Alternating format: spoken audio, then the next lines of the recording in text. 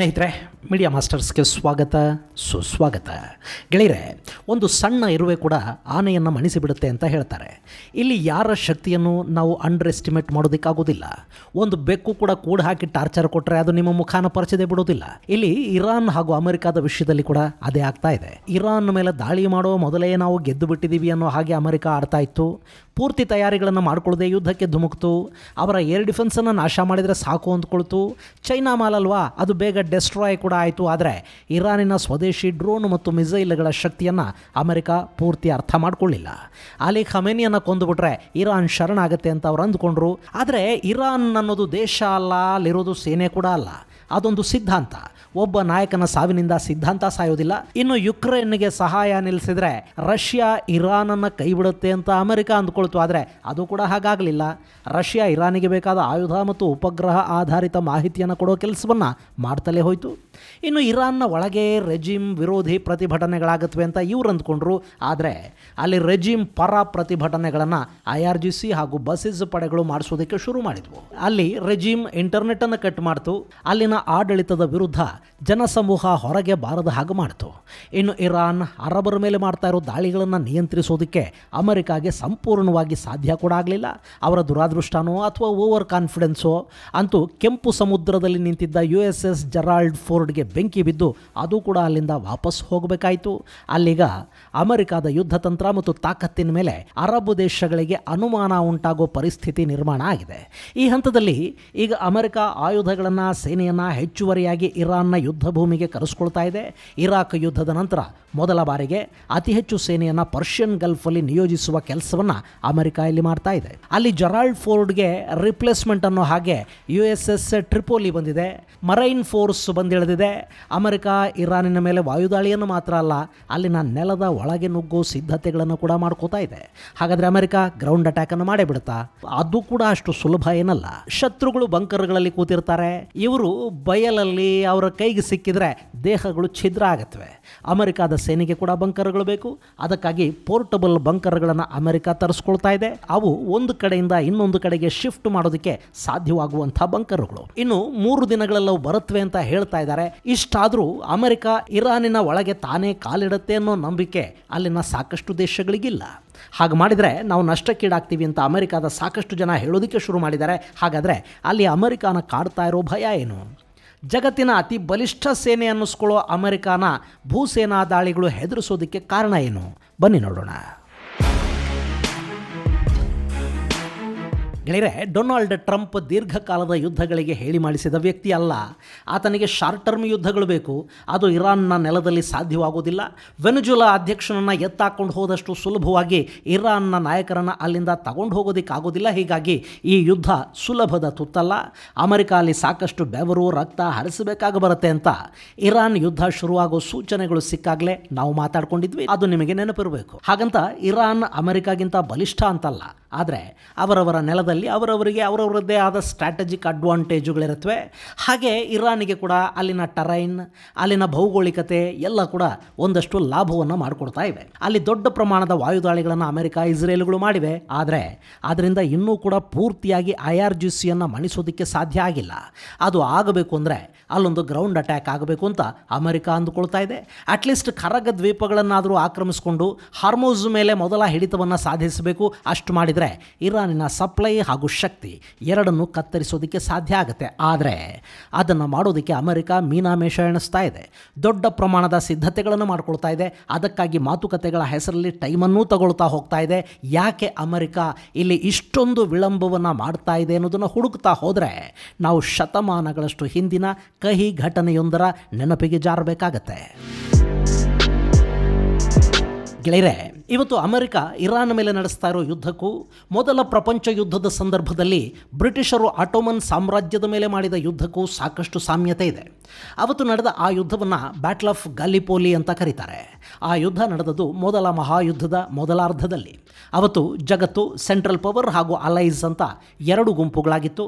Ottoman ಸಾಮ್ರಾಜ್ಯ, Germany ಹಾಗೂ Austria Hungary ಸಾಮ್ರಾಜ್ಯಗಳು central power ಆಗಿದ್ದರೆ, ಬ್ರಿಟನ್, ಫ್ರಾನ್ಸ್ ಮತ್ತು ರಷ್ಯಾಗಳು ಅಲೈಡ್ ಪವರ್ಸ್ ಅಂತ ಗುರುತಿಸ್ಕೊಂಡಿದ್ವು. ಸೊ ಅಲ್ಲಿ ಬ್ರಿಟನ್ ಹಾಗೂ ಫ್ರಾನ್ಸ್ಗಳು ರಷ್ಯಾಗೆ ಸಹಾಯ ಮಾಡೋ ನಿಟ್ಟಲ್ಲಿ ಆಟೋಮನ್ ಸಾಮ್ರಾಜ್ಯದ ಮೇಲೆ ಯುದ್ಧಕ್ಕಿಳಿದುಬಿಟ್ವು. ಅಲ್ಲಿ ಆಟೋಮನ್ ಸಾಮ್ರಾಜ್ಯದ ಹೃದಯ ಭಾಗದ ಮೇಲೆ ದಾಳಿ ಮಾಡೋ ನಿರ್ಧಾರಕ್ಕೆ ಬ್ರಿಟನ್ ಬಂತು. ಇವತ್ತು ಹೇಗೆ ಇರಾನ್ ಯುದ್ಧ ಸಮಯದಲ್ಲಿ ಸ್ಟ್ರೈಟ್ ಆಫ್ ಹಾರ್ಮೋಸ್ಗಾಗಿ ಕಿತ್ತಾಡ್ತಾ ಇದೆಯೋ ಅವತ್ತು ಕೂಡ ಅಂಥದ್ದೇ ಒಂದು ಜಲಸಂಧಿಗಾಗಿ ಅಲ್ಲಿ ಸಂಘರ್ಷ ಆರಂಭ ಆಯಿತು. ಆ ಜಲಸಂಧಿ ರಷ್ಯಾ ಸಾಮ್ರಾಜ್ಯಕ್ಕೆ ಅತ್ಯಂತ ಮಹತ್ವದ್ದಾಗಿತ್ತು. ಅದು ಮೆಡಿಟರೇನಿಯನ್ ಸಮುದ್ರದಿಂದ ಕಪ್ಪು ಸಮುದ್ರವನ್ನು ಸಂಪರ್ಕಿಸುವ ಹಾದಿಯಾಗಿತ್ತು. ಅದೇ ಡರ್ಡಾನಲಸ್ ಸ್ಟ್ರೈಟ್ ಅಥವಾ ಸ್ಟ್ರೈಟ್ ಆಫ್ ಡರ್ಡಾನೆಲೆಸ್. ನೀವಿಲ್ಲಿ ಮ್ಯಾಪಲ್ಲಿ ನೋಡ್ತಾ ಇದ್ದೀರಲ್ಲ, ಇದು ಸ್ಟ್ರೈಟ್ ಆಫ್ ಡರ್ಡಾನೆಲೆಸ್. ಇದು ಏಜಿಯನ್ ಸಮುದ್ರದಿಂದ ಮರ್ಮರ ಸಮುದ್ರದ ನಡುವಿನ ಕೊಂಡಿ ಅಂತಿತ್ತು. ಸೊ ಈ 61 ಕಿಲೋಮೀಟರ್ ಉದ್ದದ ಜಲಸಂಧಿಯನ್ನ ತಮ್ಮ ಹಿಡಿತಕ್ಕೆ ತಗೊಂಡು ಬಿಟ್ರೆ ಆ ಬಳಿಕ ಇಸ್ತಾನ್ಬುಲ್ ಅನ್ನು ಸುಲಭವಾಗಿ ಹೊಡಿಬಹುದು ಅನ್ನೋ ನಿಟ್ಟಲ್ಲಿ ಬ್ರಿಟಿಷರು ಅವತ್ತು ಯೋಚನೆ ಮಾಡಿದರು. ಫೆಬ್ರವರಿ 19, 1915 ಈ ದಾಳಿ ಶುರುವಾಯಿತು. ಅಲ್ಲಿ ದಾಳಿಯ ನೇತೃತ್ವವನ್ನು ವಹಿಸಿದ್ದು ವಿನ್ಸೆಂಟ್ ಚರ್ಚಿಲ್. ಇದೇ ಚರ್ಚಿಲ್ ಮುಂದೆ ಬ್ರಿಟನ್ನ ಪ್ರಧಾನಿನೂ ಆಗ್ತಾರೆ, ಎರಡನೇ ಮಹಾಯುದ್ಧವನ್ನು ಕೂಡ ಎದುರಿಸ್ತಾರೆ. ಅಂಥ ಚರ್ಚಿಲ್ ನೇತೃತ್ವದಲ್ಲಿ ಬ್ರಿಟಿಷ್ ಪಡೆಗಳು ಆ ಜಲಸಂಧಿಯನ್ನು ಆಕ್ರಮಿಸೋದಕ್ಕೆ ಮುಂದಾದವು.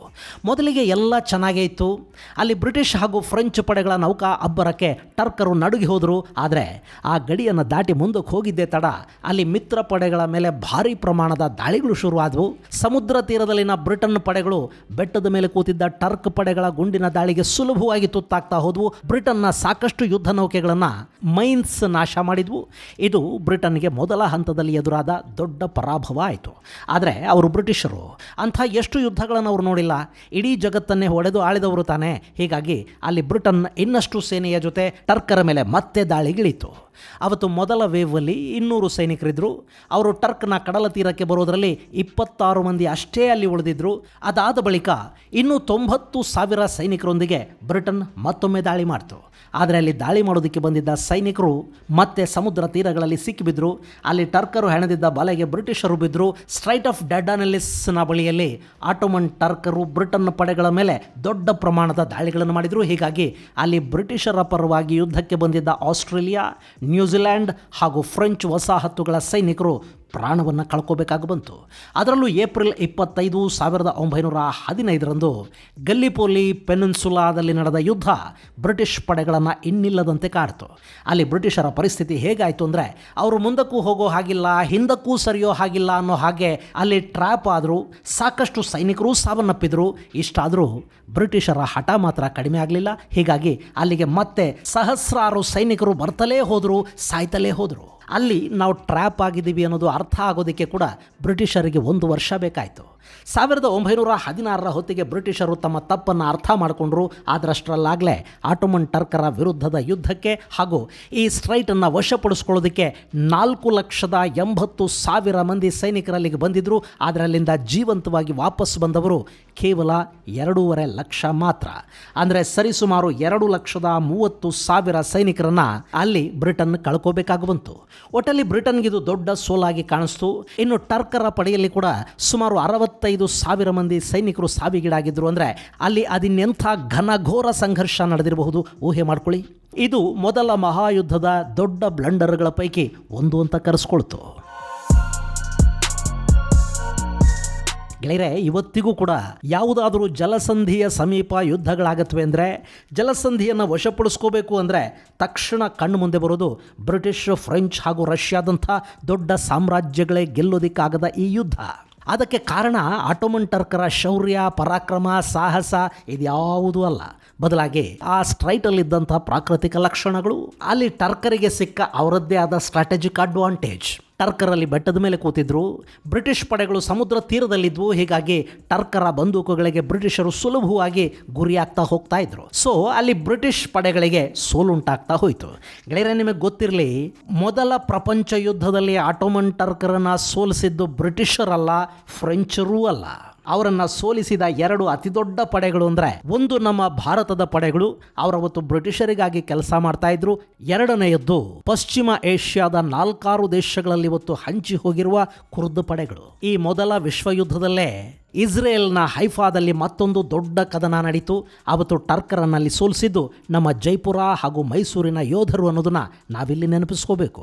ಏನೇ ಆದರೂ ಈ ಬ್ಯಾಟಲ್ ಆಫ್ ಗಲ್ಲಿಪೋಲಿ ಇವತ್ತಿಗೂ ಸಾಕಷ್ಟು ದೇಶಗಳ ಸೇನಾ ತರಬೇತಿಗಳಲ್ಲಿ, ಸೇನಾ ಶಾಲೆಗಳಲ್ಲಿ ಪಾಠದ ರೂಪದಲ್ಲಿ ಬೋಧಿಸಲಾಗತ್ತೆ. ಇನ್ನು ಇದೇ ಕಾರಣದಿಂದಲೇ ಅಮೆರಿಕ ಸ್ಟ್ರೈಟ್ ಆಫ್ ಹಾರ್ಮೋಸಲ್ಲಿ ಗ್ರೌಂಡ್ ಅಟ್ಯಾಕ್ಗೆ ಹಿಂದೆ ಮುಂದೆ ನೋಡ್ತಾ ಇದೆ ಅಂತ ಹೇಳ್ತಾ ಇದ್ದಾರೆ. ಇಲ್ಲಿ ಇರಾನ್ ಬಿಡಿ, ಅದು 2 ಪರ್ವತಗಳಿಂದ ಸುತ್ತುವರೆದಿರೋದ್ರಿಂದ ಮುಖ್ಯ ಭೂಮಿಯನ್ನ ಮುಟ್ಟೋದಿಕ್ಕೆ, ಅದರ ಮೇಲೆ ದಾಳಿ ಮಾಡೋದಿಕ್ಕೆ ಕಷ್ಟ ಆಗುತ್ತೆ. ಆದರೆ ಖರ್ಗ್ ದ್ವೀಪಗಳು ಅವು ಸಮುದ್ರದ ನಡುವೆ ಇವೆ. ಸೊ ಅವುಗಳನ್ನು ಸುಲಭವಾಗಿ ಅಮೆರಿಕ ತನ್ನ ಹಿಡಿತಕ್ಕೆ ತಗೋಬಹುದಲ್ವಾ. ಮೇಲ್ನೋಟಕ್ಕೆ ಈ ದ್ವೀಪ ತುಂಬ ಸುಲಭವಾಗಿ ವಶಪಡಿಸಿಕೊಳ್ಳಬಹುದು ಅಂತ ಕಾಣುತ್ತೆ. ಆದರೆ ಇದರ ರಕ್ಷಣೆಗೆ ಕೂಡ ಅಲ್ಲಿ IRGC ಸಾಕಷ್ಟು ವ್ಯವಸ್ಥೆಗಳನ್ನು ಮಾಡಿಕೊಂಡಿದೆ. ಅದರಲ್ಲೂ ಈ ದ್ವೀಪದ ಸುತ್ತ ಅವರು ಮೈನ್ಸ್ ಹರಡಿದ್ದಾರೆ. ಹಾಗೆ ಅಲ್ಲಿನ ಕರಾವಳಿಯ ಉದ್ದಕ್ಕೂ ಆ್ಯಂಟಿ ಪರ್ಸ್ನಲ್ ಹಾಗೂ ಆ್ಯಂಟಿ ಆರ್ಮರ್ಡ್ ಮೈನ್ಗಳನ್ನು ಕೂಡ ಹಾಕಲಾಗಿದೆ. ಇನ್ನಿದ್ರ ಜೊತೆ ಖರ್ಗ್ ದ್ವೀಪದ ಒಳಗೆ ಕೂತಿರುವ IRGC ಪಡೆಗಳು ಮ್ಯಾನ್ ಪಾಡ್ಗಳನ್ನು, ಸರ್ಫೇಸ್ ಟು ಏರ್ ಮಿಸೈಲ್ಗಳನ್ನು ಕೂಡ ಇಟ್ಕೊಂಡಿವೆ. ಇದರ ನಡುವೆ ಖರ್ಗಲ್ಲಿ ಕೂಡ ಇರಾನ್ ಅಂಡರ್ಗ್ರೌಂಡ್ ಟನಲ್ಗಳನ್ನು ನಿರ್ಮಾಣ ಮಾಡಿಕೊಂಡಿದೆ ಅನ್ನೋ ಮಾಹಿತಿ ಅಮೆರಿಕಾಗಿದೆ. ಸೊ ಇದೆಲ್ಲವನ್ನು ದಾಟಿ ಅಮೆರಿಕ ಹಾಗೂ ಇಸ್ರೇಲ್ನ ಪಡೆಗಳು ಖರ್ಗ್ ದ್ವೀಪದ ಒಳಗೆ ನುಗ್ಗಬೇಕು. ಹಾಗೆ ನುಗ್ಗಿದ ನಂತರನಾದರೂ ಅವರು ವಶಪಡಿಸಿಕೊಂಡ ದ್ವೀಪವನ್ನು ಸುಲಭವಾಗಿ ಕಾಪಾಡಿಕೊಳ್ಳೋದಕ್ಕೆ ಸಾಧ್ಯ ಆಗುತ್ತಾ? ಖಂಡಿತ ಅದು ಕೂಡ ಕಷ್ಟ ಆಗುತ್ತೆ. ಅಲ್ಲಿ IRGC ಪಡೆಗಳ ಜೊತೆ ಕಾದಾಡಬೇಕಾಗುತ್ತೆ. ಹಾಗೆ ಇರಾನ್ನ ಮಿಸೈಲ್ ರೇಂಜಲ್ಲೇ ಈ ದ್ವೀಪ ಇದೆ. ಹೀಗಾಗಿ ಅಮೆರಿಕ ಪಡೆಗಳ ಮೇಲೆ ಇರಾನ್ನ ನೆಲದಲ್ಲಿ ಕೂತೆ IRGC ದಾಳಿಗಳನ್ನು ಮಾಡ್ತಾ ಹೋಗುತ್ತೆ ಅನ್ನೋ ಭಯ ಕೂಡ ಅಮೆರಿಕಾಗಿದೆ. ತಲೆ ಗಟ್ಟಿ ಇದೆ ಅಂತ ಬಂಡೆಗೆ ಚಚ್ಕೊಳ್ಳೋದಕ್ಕಾಗತ್ತೇನ್ರಿ? ಹೀಗಾಗಿನೇ ಅಮೆರಿಕ ಖರ್ಗ್ ಮೇಲಿನ ದಾಳಿಗೆ ಮೀನಾಮೇಷ ಎಣಿಸ್ತಾ ಇದೆ. ಅಲ್ಲಿ ತನ್ನ ಪಡೆಗಳನ್ನು ಇಳಿಸಿ ಅಲ್ಲಿರೋ IRGC ಯೋಧರನ್ನ ಕೊಂದು ಹಾಕಿದ ನಂತರ ಕೂಡ ಅಮೆರಿಕಾದ ಪಡೆಗಳು ಇರಾನ್ನ ಮುಖ್ಯ ಭೂಮಿಯಿಂದ ಆಗುವ ದಾಳಿಗಳನ್ನು ಎದುರಿಸಿ ಅಲ್ಲಿ ನಿಂತ್ಕೋಬೇಕಾಗತ್ತೆ. ಅದಕ್ಕೆ ಬೇಕಾದ ವ್ಯವಸ್ಥೆಗಳನ್ನು ಕೂಡ ಈಗ ಅಮೆರಿಕ ಮಾಡ್ಕೊಳ್ಳೋದಕ್ಕೆ ಹೋಗ್ತಾ ಇದೆ. ಅದಕ್ಕಾಗಿಯೇ ಪೋರ್ಟಬಲ್ ಬಂಕರ್ಗಳನ್ನು ಅಲ್ಲಿಗೆ ತಗೊಂಡು ಬರೋದಕ್ಕೆ ಹೋಗ್ತಾ ಇದ್ದಾರೆ. ಇಲ್ಲಿ ಎಷ್ಟು ಬೇಗ ಯುದ್ಧವನ್ನು ಮಾಡ್ತೀವಿ ಅನ್ನೋದಕ್ಕಿಂತ ನಿಧಾನ ಆದರೂ ಸರಿ ಯುದ್ಧವನ್ನು ಗೆದ್ದೇ ತೀರಬೇಕು ಅಂತ ಅಮೆರಿಕಾದ ಸೇನಾ ಪಡೆಗಳು ಭಾವಿಸ್ತಾ ಇರೋ ಹಾಗಿವೆ. ಹೀಗಾಗಿನೇ ಅಲ್ಲೊಂದು ದೊಡ್ಡ ರಣವ್ಯೂಹದ ರಚನೆ ಆಗ್ತಾ ಇರೋ ಹಾಗೆ ಕಾಣ್ತಾ ಇದೆ. ಇನ್ನು ಇರಾನ್ನ ಮುಖ್ಯ ಭೂಮಿಯ ಕಥೆ ಕೂಡ ಇದಕ್ಕಿಂತ ಭಿನ್ನವಾಗೇನಿಲ್ಲ. ಪರ್ಷಿಯನ್ ಗಲ್ಫ್ನ ಮೂಲಕ ನೌಕಾಪಡೆಗಳಲ್ಲಿನ ಮರೈನರ್ಸ್ ಸುಲಭವಾಗಿ ಇರಾನಿನ ನೆಲಕ್ಕೆ ಕಾಲಿಡಬಹುದು ಅಂದುಕೊಂಡ್ರೆ ಅದು ಕೂಡ ಮೂರ್ಖತನ ಆಗುತ್ತೆ. ಅಲ್ಲಿ ಕೂಡ ಇರಾನ್ ಏನೆಲ್ಲವನ್ನ ಇಟ್ಟಿದೆ ಅನ್ನೋದು ಅಮೆರಿಕಾದ ಪಡೆಗಳಿಗೆ ಸ್ಪಷ್ಟವಾಗಿ ಗೊತ್ತಾಗ್ತಾ ಇಲ್ಲ. ಹೀಗಾಗಿನೇ ಟ್ರಂಪ್ ಇಲ್ಲಿ ತಮ್ಮ ಪಡೆಗಳನ್ನು ನುಗ್ಗಿಸೋದಕ್ಕೂ ಮುನ್ನ ಸ್ವಲ್ಪ ಯೋಚನೆ ಮಾಡ್ತಾ ಇದ್ದಾರೆ. ಜೊತೆಗೆ ಇಸ್ರೇಲ್ ಅಮೆರಿಕಾದ ಪಡೆಗಳು ನುಗ್ಗೋದಿಕ್ಕೆ ಬೇಕಾದ ಒಂದಷ್ಟು ವ್ಯವಸ್ಥೆಗಳನ್ನಲ್ಲಿ ಮಾಡ್ತಾ ಇದೆ. ಪರ್ಷಿಯನ್ ಗಲ್ಫ್ನ ಉದ್ದಕ್ಕೂ ಇರಾನಿನ ನೆಲ ಏನಿದೆ ಅಲ್ಲಿ ಸ್ಯಾನಿಟೈಸೇಷನ್ ಕ್ರಿಯೆಯನ್ನು ಈಗಾಗಲೇ ಇಸ್ರೇಲ್ ಪ್ರಾರಂಭ ಮಾಡಿದೆ. ಆ ತೀರದ ಉದ್ದಕ್ಕೂ ಇಸ್ರೇಲ್ ಬಾಂಬಿಂಗನ್ನು ಮಾಡ್ತಾ ಹೋಗ್ತಾ ಇದೆ. ಅಲ್ಲಿನ ಆಯುಧಾಗಾರಗಳನ್ನು, ಸೇನಾ ಪೋಸ್ಟುಗಳನ್ನು ನಾಶ ಮಾಡ್ತಾ ಇದ್ದಾರೆ. ಇದೆಲ್ಲ ಮುಗಿದು ಇನ್ನು ಆ ಭೂಭಾಗದಿಂದ ಇರಾನಿನ ಪಡೆಗಳು ನೇರವಾಗಿ ಸಮುದ್ರವನ್ನು ಸಂಪರ್ಕಿಸೋದಕ್ಕೆ ಸಾಧ್ಯ ಆಗೋದಿಲ್ಲ ಅನ್ನೋ ವಾತಾವರಣ ನಿರ್ಮಾಣ ಆದ ಮೇಲೆ ಖರ್ಗ್ ಮೇಲೆ ಅಮೆರಿಕ ದಾಳಿ ಮಾಡೋದಕ್ಕೆ ಸಾಧ್ಯ ಆಗಬಹುದು. ಇದಕ್ಕಾಗಿಯೇ ಅಮೆರಿಕ ತನ್ನ ಟ್ರಿಪೋಲಿಯನ್ನು ತರಿಸ್ಕೊಂಡಿದೆ. ಇಸ್ರೇಲ್ ತಾನು ಮಾಡಬೇಕಾದ ಕೆಲಸವನ್ನು ಮಾಡ್ತಾ ಇದೆ. ಇಲ್ಲಿ ಇದೆಲ್ಲ ಮುಗಿದು ಅಮೆರಿಕ ಗ್ರೌಂಡ್ ಅಟ್ಯಾಕ್ಗೆ ಮತ್ತಷ್ಟು ಧೈರ್ಯ ಮಾಡೋದಕ್ಕೆ ಇನ್ನೆಷ್ಟು ದಿನಗಳು ಬೇಕಾಗಬಹುದು ಅನ್ನೋದನ್ನು ನಾವು ಕಾದು ನೋಡಬೇಕಿದೆ. ಇದು ಗೆಳೆಯರೆ ಅಮೆರಿಕಾನ ಕಾಡ್ತಾ ಇರೋ ಮೊದಲ ಪ್ರಪಂಚ ಯುದ್ಧದ ಸಂದರ್ಭದಲ್ಲಿ ನಡೆದ ಬ್ಯಾಟಲ್ ಆಫ್ ಗಲ್ಲಿಪೋಲಿ ಕುರಿತಾದ ಒಂದಷ್ಟು ಮಾಹಿತಿ. ಮುಂದಿನ ಸಂಚಿಕೆಯಲ್ಲಿ ಮತ್ತಷ್ಟು ವಿಶೇಷಗಳ ಜೊತೆ ಮತ್ತೆ ಭೇಟಿಯಾಗೋಣ. ಅಲ್ಲಿವರೆಗೆ ಜೈ ಹಿಂದ್, ಜೈ ಕರ್ನಾಟಕ.